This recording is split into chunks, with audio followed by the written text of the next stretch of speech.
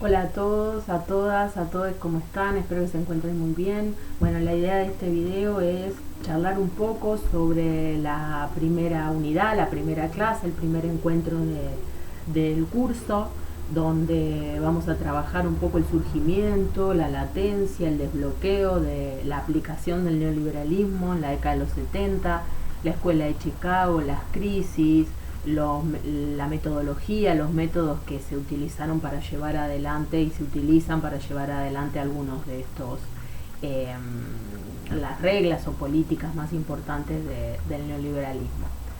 Eh, Esa es un poco la idea, así que vamos a tratar de avanzar, de entrelazar un poco el texto que ustedes tienen para leer, que es la introducción al libro La doctrina del shock de Naomi Klein, que se llama La nada es bella, y es muy interesante porque ya vamos a ver por qué la nada.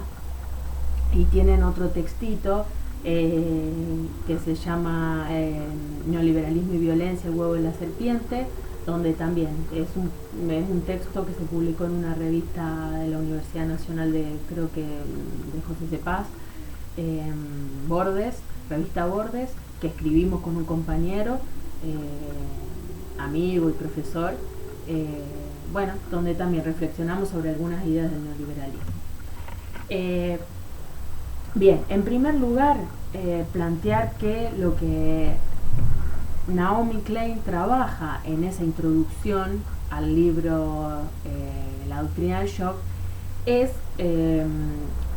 son tres, digamos, casos o cuatro donde ella anota y ve un modus operandi, una metodología de despliegue, de desarrollo, de consolidación de algunas políticas neoliberales que no se podrían implementar de otra manera. Ella analiza en el huracán Katrina, Nueva Orleans, en 2005, eh, y después analiza lo que sucedió en Irak tras la guerra, y después analiza también, como en tercer lugar, a partir de también de un huracán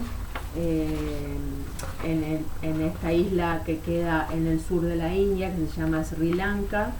eh, claro, un tsunami en realidad, lo que pasó ahí en esa isla en 2004 después de un tsunami, eh, bueno, una catástrofe natural. Eh, como todos sabemos, porque esto nos ha llegado a nosotros de múltiples maneras, en 2005 se produce ese huracán terrible que fue el huracán Katrina, porque o sea, los huracanes se generan y cuando pasan, digamos, generan inundaciones. Imagínense una catástrofe total, la pérdida total de todos los servicios, la voladura de las casas, etcétera, ¿no? Y frente a todo ese escenario de catástrofe total, prácticamente total, eh, Milton Friedman, que fue uno de los escritores y divulgadores más importantes que tuvo el neoliberalismo, ustedes saben que el neoliberalismo, así como cualquier otra doctrina, generalmente se organizan en, digamos, un grupo de personas que son los que se dedican a pensar epistemológicamente, filosóficamente, políticamente, escriben, eh, van a los congresos, tratan de estar en las universidades, etcétera, y mientras tanto, y por otro lado, hay divulgadores, ¿no? Divulgadores que, bueno, tratan de estar en los medios de comunicación, que intentan escribir de un modo sencillo, simple, para hacer de esas ideas eh, una punta de lanza para la discusión, que tengan una pregnancia que la podamos entender cualquiera. Entonces, bueno, Milton Friedman fue un gran comunicador de las ideas neoliberales y además una persona que ha dado infinidades de entrevistas, eh, muy sencillo para explicar, muy sencillo para hablar. Bueno, la cosa es que Milton Friedman fue uno de los que vio, dice Naomi Klein, una oportunidad frente a esta catástrofe y a las aguas que inundaban a Nueva Orleans. Escribió un artículo en un diario muy conocido de Estados Unidos, 3 meses después de la catástrofe y del desastre, donde planteaba que frente a la destrucción de las escuelas, los niños que se veían obligados a ir a otras escuelas, generaba, bueno, una tragedia, una catástrofe esta situación, pero también él veía, como ustedes saben, una oportunidad en esto, para emprender una reforma. La oportunidad era emprender una reforma radical del sistema educativo. Entonces la idea de Friedman consistía en lugar de otorgarle dinero, o en lugar de gastar parte de los miles de millones de dólares que se gastaría para reconstruir todo el sistema educativo edilicio público, destinarlo a entregar cheques escolares a las familias para que las familias pudieran enviar sus hijos, hijas a escuelas privadas, subsidiando la demanda. ¿Se entiende? O sea, en vez de reconstruir el sistema público de educación, lo que él proponía era constituir escuelas charter, que sean gestionadas por instituciones privadas y que el Estado subsidie a las familias, o sea, le entregue cheques para que esas familias le paguen a las instituciones y a las escuelas privadas. Entonces, digamos, de alguna manera, eso fomentaría, fíjense, frente a un desastre natural, lo que hace Friedman es meter la cuña para que el sistema público de educación se desvanezca frente a este golpe fatal que tuvo por las inundaciones y por el huracán, y fortalecer, nutrir, dar subsidios a las familias para que elijan el sistema privado. ¿Por qué? Porque para Friedman las únicas funciones del Estado consistían en, para él es la protección de las libertades, defender la ley y el orden, generar un marco regulatorio para que las empresas puedan competir, puedan existir, y garantizar los contratos privados. O sea, prácticamente, dice Naomi Klein, para él el Estado es policía, abogados y soldados. No hay mucho más. La educación no tiene que hacerse cargo el Estado o las arcas públicas, porque eso en definitiva es un gasto innecesario para Friedman, para que el Estado haga. Entonces, lo que dice Klein es que en menos de un año y chirolas, con la mayoría de los ciudadanos pobres exiliados de sus hogares, las escuelas públicas de Nueva Orleans fueron sustituidas casi en su totalidad por una red de escuelas charters de gestión privada. Ella da el dato en el texto, ustedes cuando lo lean se van a dar cuenta. Dice, antes del huracán había 123 escuelas públicas en la ciudad, y después del huracán que habían quedado 4 escuelas públicas. Entonces,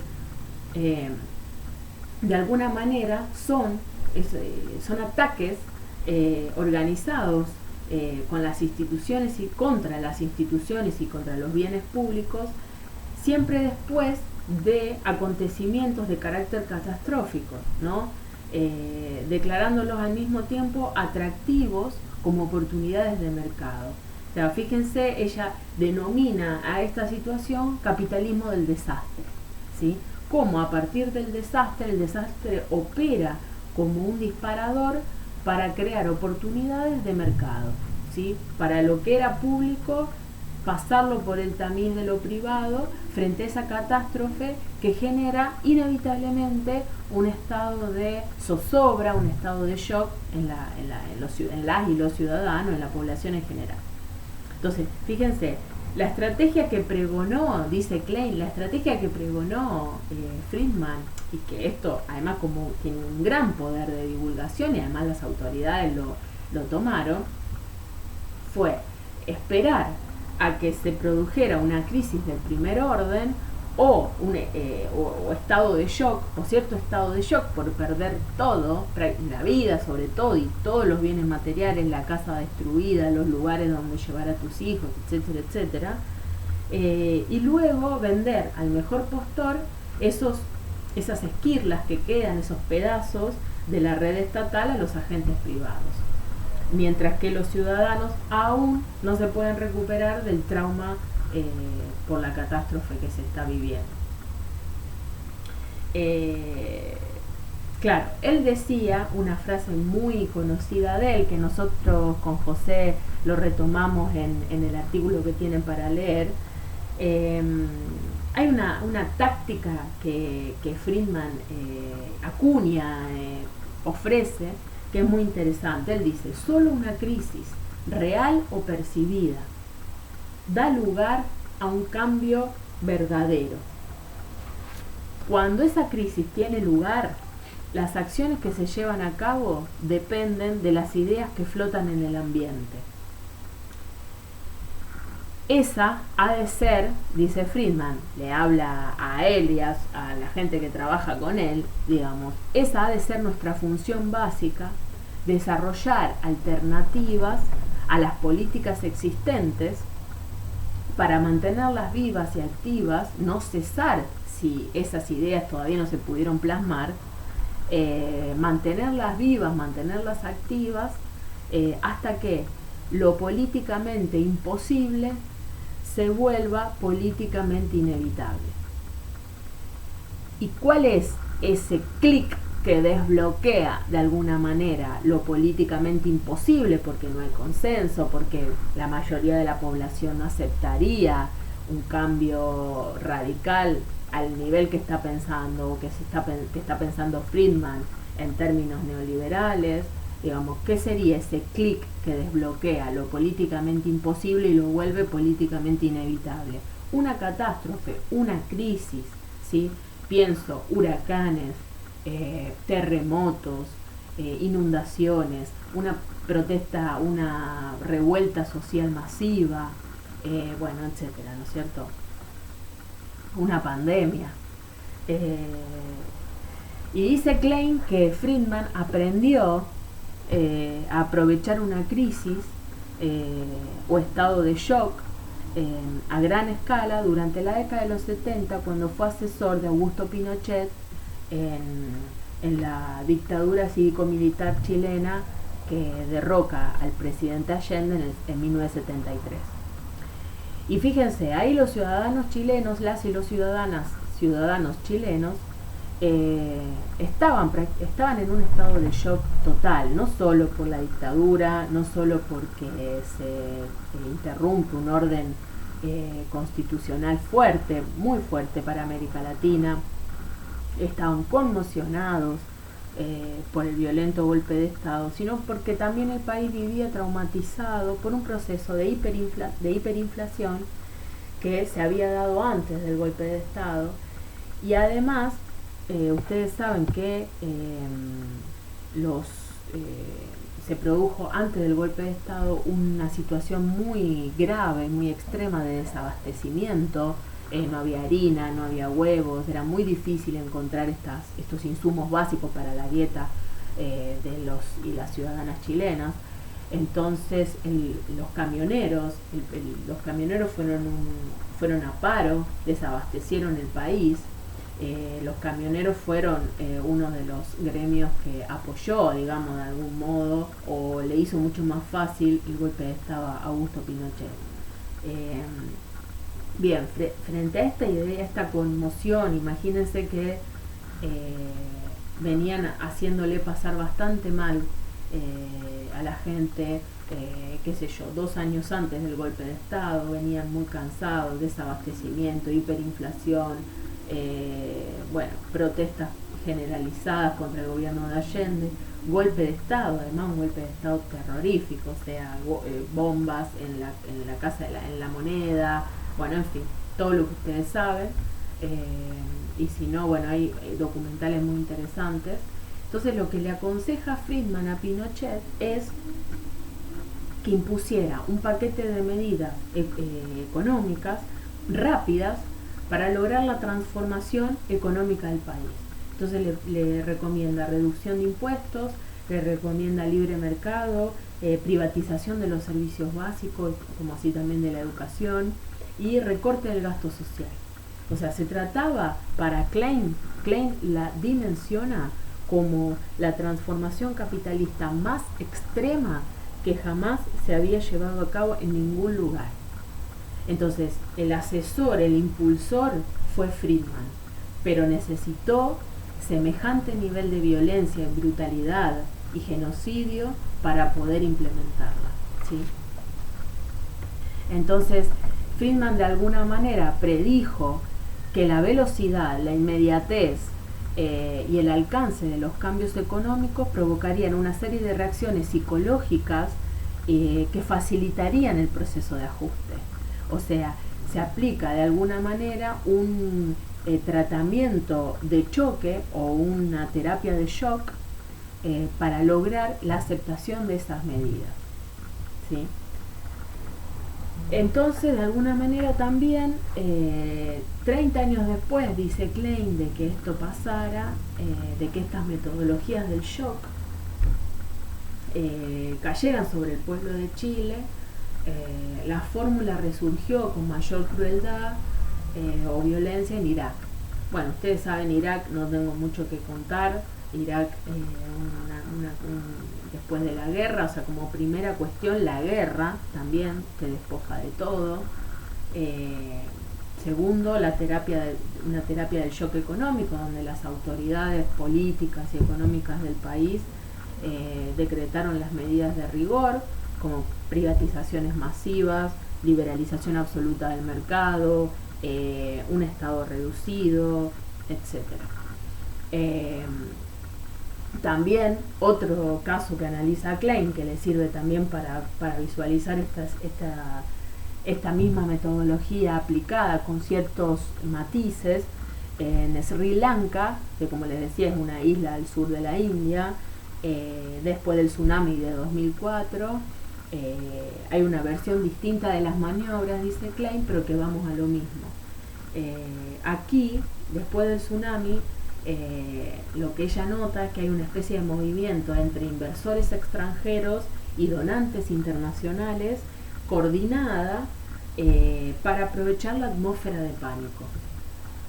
Los promotores urbanísticos, detecta ahí Klein en el texto, estaban construyendo grandes centros turísticos a gran velocidad,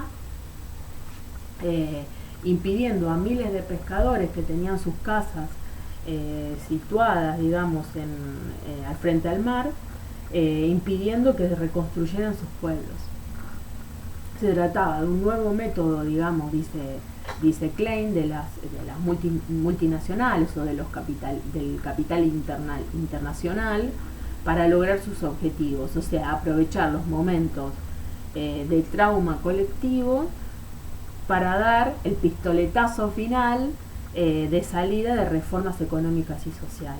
O sea, ahí hay una frase que ella toma de un discurso de los gobernantes del lugar que dicen: de esta terrible tragedia, lo van a ver ahí cuando lo vean el texto, de esta terrible tragedia nacerá un destino turístico de primera clase.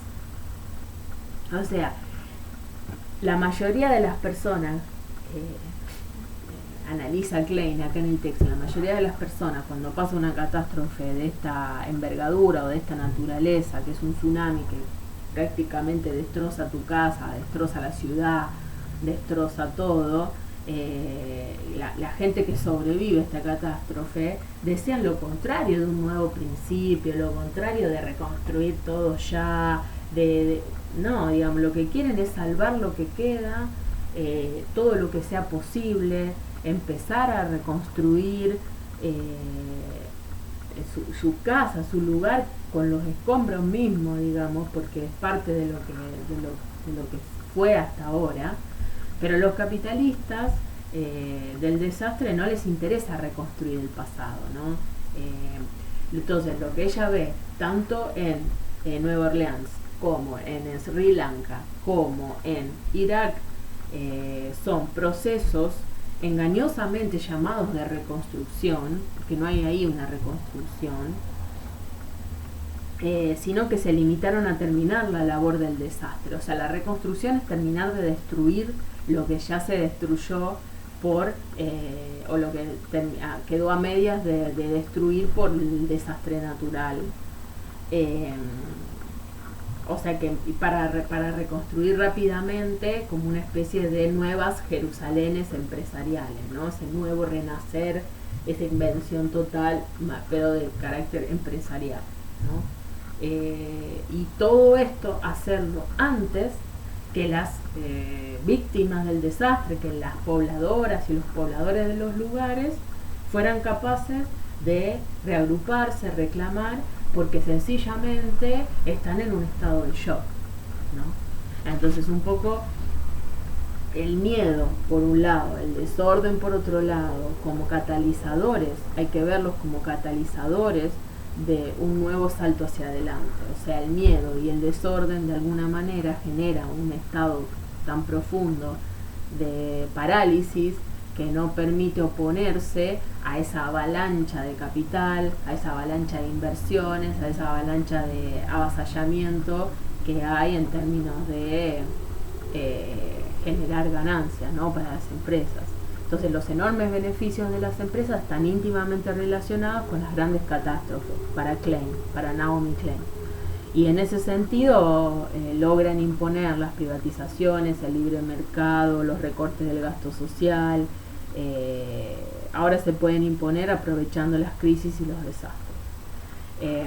Y de alguna manera también lo que ella dice es que la guerra de Malvinas permitió a Margaret Thatcher, primera ministra del Reino Unido, que la conocen también, le permitió, digamos, la guerra de Malvinas le permitió superar una crisis muy profunda que tenía en su país por una huelga de mineros que se prolongó muchísimo en el tiempo, ¿no? A propósito de esto, queríamos con Pablo recomendarles una película que es entrañable, muy muy interesante, que se llama Pride u Orgullo en español, y que trata justamente de toda la resistencia de los trabajadores y de la familia de los mineros, bueno, ahí en Inglaterra a principios de los 80, creo que es 84, 83, 84. Entonces, la atmósfera de crisis, de alguna manera, a gran escala, ofrece los pretextos necesarios para desestimar los deseos expresados por los votantes y entregar las riendas del país a los tecnócratas económicos, a los capitalistas extranjeros, a las multinacionales. De algún modo, dice Naomi Klein, el modelo de Friedman puede imponerse parcialmente en democracia, pero para llevar a cabo su verdadera visión y su verdadera profundidad necesita condiciones políticas autoritarias, ¿sí?, o estados del shock. La doctrina del shock económico necesita, para aplicarse, algún tipo de trauma colectivo adicional que suspenda temporal o permanentemente las reglas del juego democrático.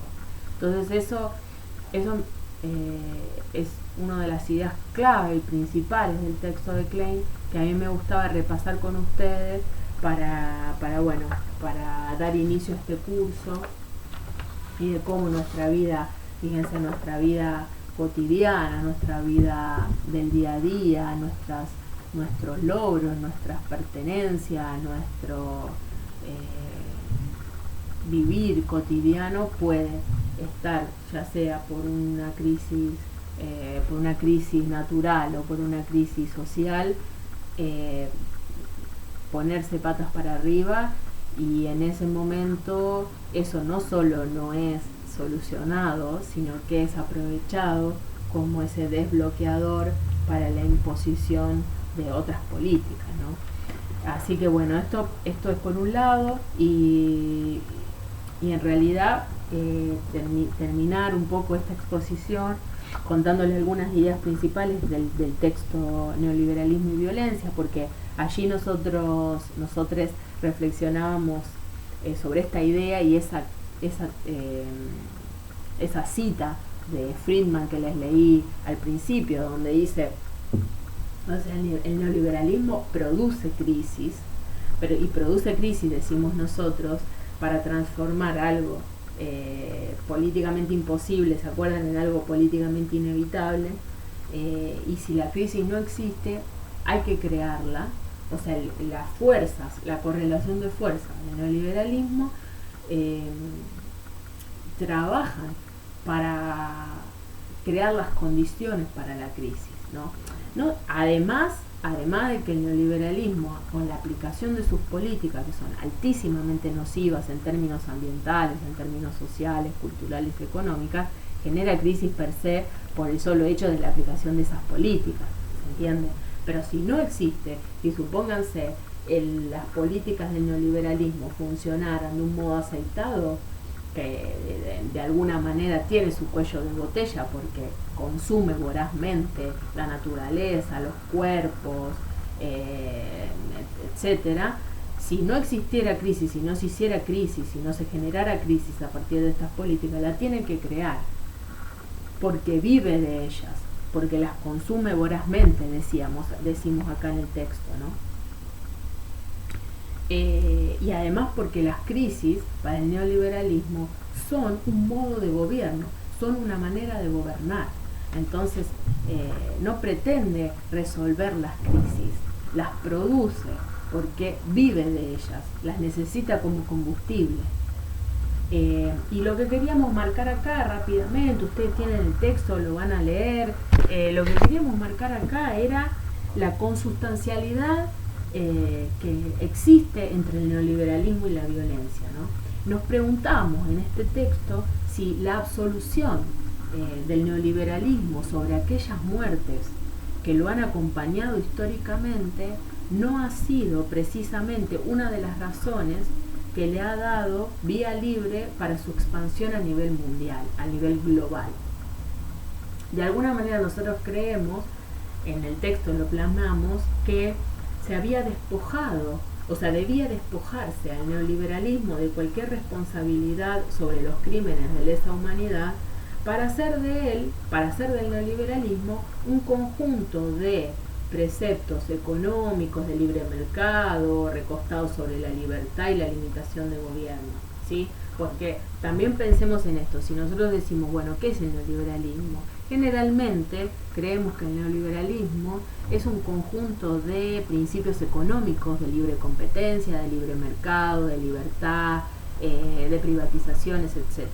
Pero en realidad el neoliberalismo es, fíjense como nosotros queremos trabajar con ustedes en estos 4 encuentros, es profundamente cultural. El neoliberalismo se encarna en los cuerpos y es mucho más que principios económicos, aunque para poder establecer esos principios económicos como doctrina de gobierno, como doctrina específicamente plasmadas en políticas públicas, fue necesario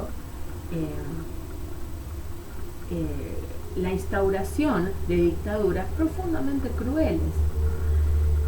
Entonces, nosotros decimos, bueno, las dictaduras fueron las dictaduras cívico-militares tanto en Chile como en Argentina, como en mismo Uruguay, en el cono sur en general, fueron limitadas en el tiempo. Las interrupciones a los gobiernos constitucionales fueron por cierto tiempo. Sin embargo, el modelo económico que las mismas promovieron, sostuvieron y fortalecieron se extendió más allá de la vía constitucional, o sea, se siguieron existiendo, ¿sí? Por más que las dictaduras hayan terminado. Entonces nosotros decimos, en las políticas económicas de los gobiernos dictatoriales de Chile, de Argentina, en esas políticas económicas, en esos principios económicos, deben buscarse la explicación de los crímenes de lesa humanidad que llevaron adelante de un modo absolutamente cruel e inédito prácticamente para la historia de la humanidad. Nosotros notamos por nuestra formación como politólogos que en la década de los 80, con la vuelta a la democracia, la mayoría de los trabajos de los estudios que monopolizaron el pensamiento político, el pensamiento crítico político, que se llamaron generalmente los estudios de la transición a la democracia, se centraron casi con exclusividad en los aspectos políticos institucionales del régimen, sin mencionar prácticamente los aspectos económicos, ¿no? Y ahí nosotros creemos que de algún modo se consuma esa separación, pero era necesario, digamos, pensar los rasgos institucionales del régimen para crear democracias sólidas que venían tambaleando, por lo menos en Argentina, imagínense, con tantos golpes de Estado, pero cuando se hablaba de lo económico, se hablaba solo de las cuestiones sociales, que también era, por supuesto, que de una envergadura notable, pero nada se decía sobre el estigma del origen de la violencia que lo acompañó. ¿Se entiende?